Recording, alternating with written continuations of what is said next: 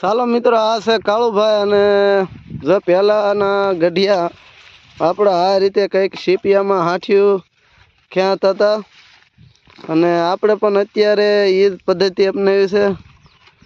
રીંગણી ખેંચે છે અને તે પણ સીપીએથી જ તે આપણે કાંઈ ટ્રેક્ટર કે કટરનું કાંઈ ઉપયોગ કર્યો નથી.